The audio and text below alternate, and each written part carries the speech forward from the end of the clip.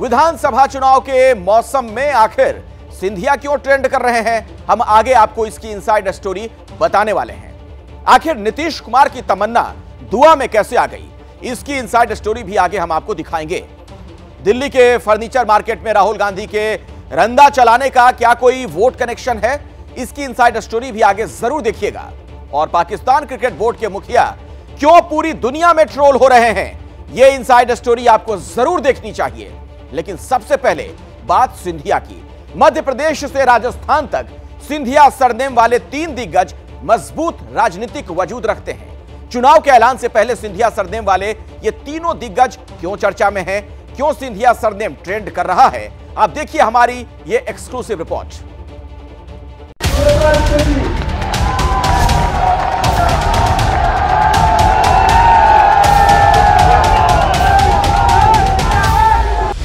ज्योतिरादित्य सिंधिया,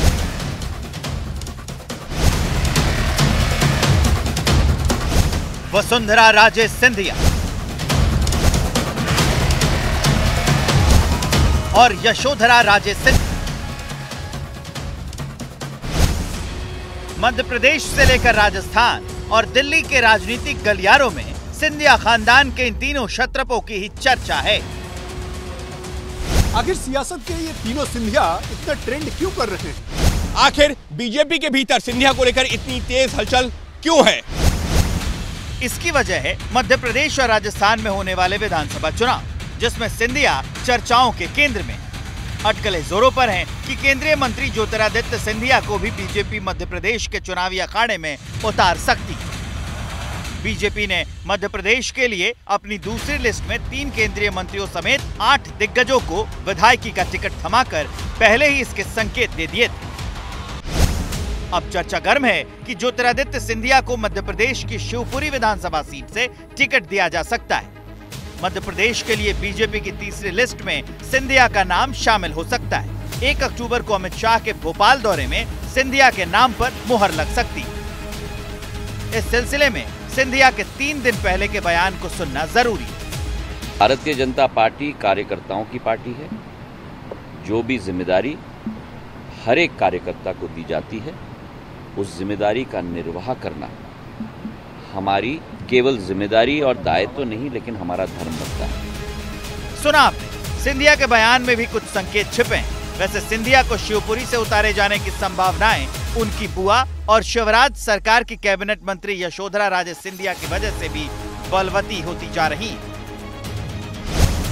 यशोधरा राजे ने इस बार विधानसभा चुनाव लड़ने से इनकार कर दिया है। यशोधरा राजे ने इसके पीछे स्वास्थ्य कारणों का हवाला दिया है। ऐसे में यशोधरा की सीट पर शिवपुरी से ज्योतिरादित्य सिंधिया को टिकट मिल सकता है। कोई व्यक्ति केंद्रीय मंत्री हो, सांसद हो या अन्य पद पर हो, पहले वो भारतीय जनता पार्टी का कार्यकर्ता है। भारतीय जनता पार्टी की केंद्रीय चुनाव समिति ने अगर निर्णय किया कि अमुक अमुक कार्यकर्ता चुनाव लड़ेंगे तो सबने लड़ना चाहिए। देखते चलिए और भी ऐसे बड़े चेहरे आएंगे। भाजपा सोच रही है किसी तरीके से हमारा इतना बुरा प्रदर्शन न हो जो होने की संभावना थी। सिंधिया जी को नहीं उतार पाएंगे, उनके लिए कोई विधानसभा सीट है नहीं। इस साल के आखिर में होने वाले 5 राज्यों के विधानसभा चुनाव चूंकि 2024 के लोकसभा चुनाव के सेमीफाइनल जैसे हैं, इसलिए बीजेपी कोई चूक नहीं चाहती। इसलिए हैवीवेट नेताओं पर दांव लगा रही है। मध्य प्रदेश की सियासत में ज्योतिरादित्य सिंधिया का अपना असर है। हैवीवेट ज्योतिरादित्य सिंधिया की वजह से आसपास की कई और विधानसभा सीटों के नतीजे भी प्रभावित हो सकते हैं। ज्योतिरादित्य फैक्टर की झलक बीजेपी 2020 में मध्य प्रदेश में देख चुकी है। तब सिंधिया की कांग्रेस से बगावत की वजह से ही मध्य प्रदेश में बीजेपी की सरकार की वापसी हुई। सिंधिया 2020 में अपने समर्थक 22 विधायकों के साथ बीजेपी में शामिल हो गए थे। सिंधिया का ग्वालियर चंबल संभाग में खासा असर माना जाता है। सिंधिया का इस संभाग की 34 विधानसभा सीटों पर असर है। फरमाइए, महाराज पर भरोसा क्यों? ग्वालियर चंबल कुल सीटें यहां पर 34 हैं। अब देखिए 2013 और 2018 की बात की जाए, 2013 में बीजेपी 27, कांग्रेस 7, और देखिए 2018 में क्या हो गया था, 6 और 26। आप समझ रहे हैं कितना बड़ा फासला हो गया था। ग्वालियर चंबल की कुल 34 सीटों की बात हो रही है। बीजेपी का बेहद खराब प्रदर्शन देखने को मिला था। ठीक है, मध्य प्रदेश में हार की मुख्य वजह जो बीजेपी की हार हुई थी। हालांकि बाद में बीजेपी की सरकार बन गई थी, लेकिन सिंधिया पर बीजेपी को जो भरोसा है उसके पीछे की एक बड़ी वजह इस इलाके का समीकरण है। 2013 वाला परिणाम आ सकता है। तो ज्योतिरादित्य को विधायकी का चुनाव लड़ाने को बीजेपी फायदे का सौदा मान रही है, लेकिन उनकी दूसरी बुआ और राजस्थान की पूर्व मुख्यमंत्री वसुंधरा राजे को लेकर सस्पेंस बना हुआ है। वसुंधरा राजे को इस बार भाजपा ने चेहरा नहीं बनाया, लेकिन उनकी नाराजगी दूर करने की पूरी कोशिश की जा रही है। 2 दिन पहले ही जयपुर में गृह मंत्री अमित शाह, बीजेपी के राष्ट्रीय अध्यक्ष जेपी नड्डा और बीएल संतोष के साथ वसुंधरा राजे की बैठक भी हुई थी। जयपुर के होटल में हुई उस मीटिंग का अगले ही दिन असर भी दिखा। वसुंधरा के करीबी माने जाने वाले पूर्व मंत्री देवी सिंह भाटी की बीजेपी में वापसी हो गई, लेकिन क्या ये वसुंधरा के लिए अच्छे संकेत है? ये कहना जल्दबाजी होगी। वसुंधरा राजे हमारे पूरा साथ है, मेरे से और हमारे पार्टी के कई नेताओं के डे टू डे संपर्क में हैं। बहरहाल राजस्थान में वसुंधरा राजे सिंधिया और मध्य प्रदेश में ज्योतिरादित्य सिंधिया सुर्खियों में। इनमें से किन वाले सिंधिया पर बीजेपी बड़ा दांव लगाती है, ये देखना भी बाकी है। चर्चा में सिर्फ 3 सिंधिया ही नहीं, चर्चा तो सुशासन बाबू उर्फ नीतीश कुमार की भी है, जो कभी विपक्ष को जुटाने, कभी संयोजक बनाए जाने तो कभी नाराजगी को लेकर चर्चाओं में रहे। नीतीश की चर्चा अब फिर से प्रधानमंत्री की दावेदारी को लेकर हो रही है, लेकिन इस बार वाली चर्चा थोड़ी अलहदा है। क्यों, आप देखिए inside story.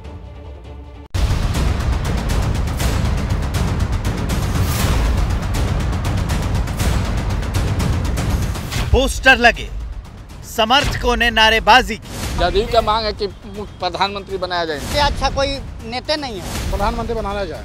Nitish for PM की आवाज उठी। इसीलिए हम नहीं बनेंगे। अरे ये मत नारा, अरे नारा मत लगाइए भाई, हाथ जोड़ के प्रार्थना करते हैं। ये सब हुआ तो नीतीश इनकार करते रहे। कभी इसे समर्थकों का जोश कहा गया, तो कभी पार्टी कार्यकर्ताओं के मन की बात। लेकिन अब की बार जो हुआ वो किसके मन की बात है, इस सवाल से पहले सुनिए कि आखिर हुआ क्या है। इनको इतनी मुसाफत दी जाए कि जो खिदमत बिहार वालों को मिली है वो पूरे भारत। आखिर मौलवी साहब किसके मन की बात कह रहे हैं, ये समझेंगे, लेकिन पहले तस्वीर को समझ लेते हैं। आगे नीतीश कुमार खड़े हैं, दुआ के हाथ उठे हैं। पीछे मौलवी साहब हैं और नीतीश कुमार के लिए दुआ पढ़ रहे हैं। मौलवी साहब ने क्या दुआ पढ़ी वो एक बार फिर सुनिए।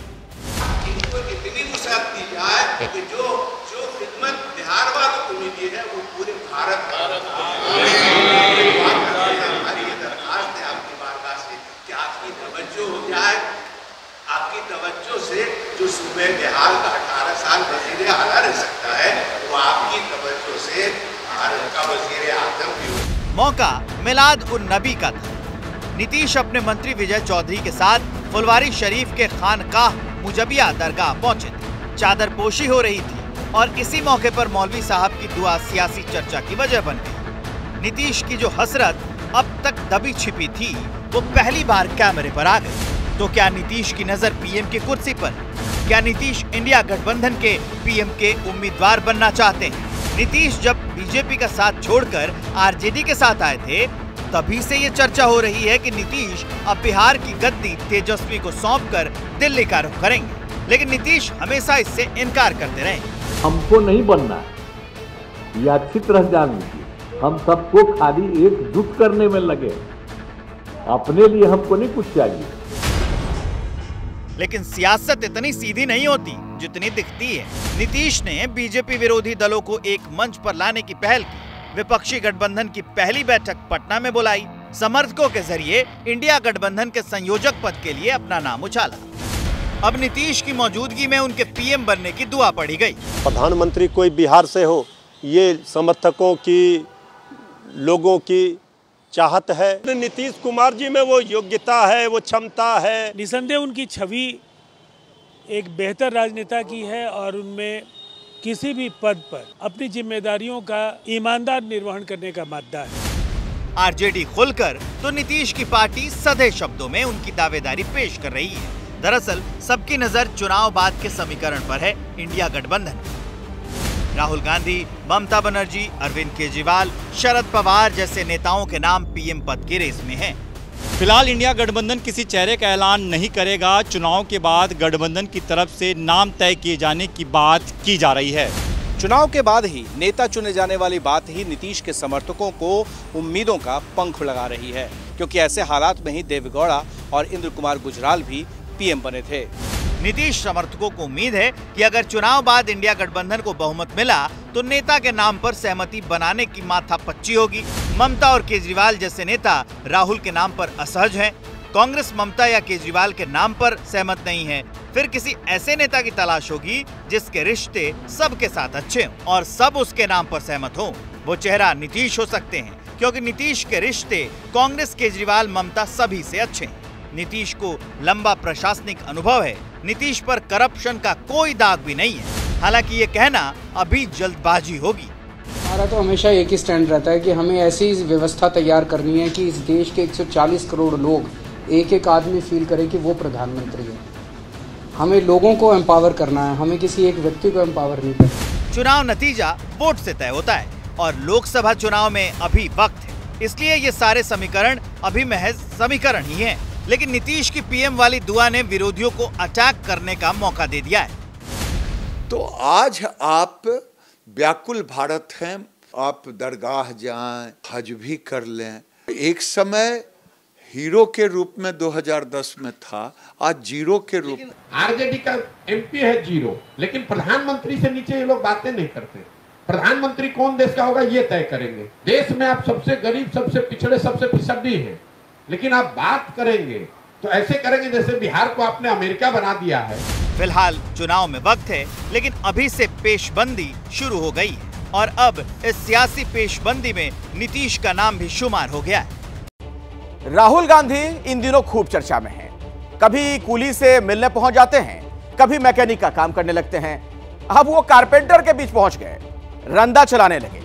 लेकिन इस बार राहुल के रंदे की पॉलिटिकल चर्चा क्यों हो रही है, ये समझने के लिए आप इनसाइड स्टोरी देखिए।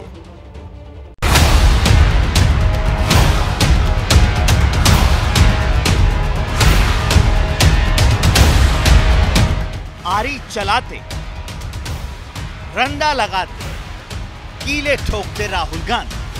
देश के बड़े फर्नीचर मार्केट में से एक दिल्ली के कीर्ति नगर मार्केट में कारीगरों के साथ काम करते राहुल गांधी की ये तस्वीरें वायरल हैं। लेकिन चर्चा ये हो रही है कि आखिर राहुल गांधी कारपेंटरों से मिलने क्यों गए। राहुल का इन कारीगरों से मिलने जाना संयोग है या कोई सियासी प्रयोग। इससे समझने के लिए हमें 12 दिन पहले जाना होगा, जब अपने जन्मदिन पर पीएम मोदी ने विश्वकर्मा योजना को लॉन्च किया था। इस योजना में कारीगरी और दस्तकारी का काम करने वाले 18 जातियां शामिल हैं। इन परंपरागत कारीगरों में बढ़ई यानी कारपेंटर भी शामिल हैं। योजना में ऐसे कारीगरों को सरकार की तरफ से आर्थिक सहायता की व्यवस्था की गई है। 18 अलग अलग तरह का काम करने वाले विश्वकर्मा साथियों पर फोकस किया गया है और शायद ही कोई गांव ऐसा होगा कि जहां इस 18 प्रकार के काम करने वाले लोग न हो। इनमें लकड़ी का काम करने वाले कारपेंटर, लकड़ी के खिलौने बनाने वाले कारीगर से अलग अलग के तरह तरह के काम करने वाले साथियों को शामिल किया गया है। बढ़ई का काम करने वाली जातियां ओबीसी में शामिल हैं। तो क्या राहुल गांधी का बढ़ई समाज के लोगों तक पहुंचने का ये दांव पीएम मोदी की विश्वकर्मा योजना की काट है? ये समझने के लिए देश में ओबीसी की ताकत को भी समझना जरूरी है। कुल आबादी में ओबीसी 52% हैं। ओबीसी की 2000 से ज्यादा जातियां हैं। 50% से ज्यादा ओबीसी आबादी वाले राज्यों में लोकसभा की 250 से ज्यादा सीटें हैं। 400 से ज्यादा लोकसभा सीटों पर ओबीसी वोट असरदार है। राहुल गांधी इसी ओबीसी आबादी को संदेश दे रहे हैं।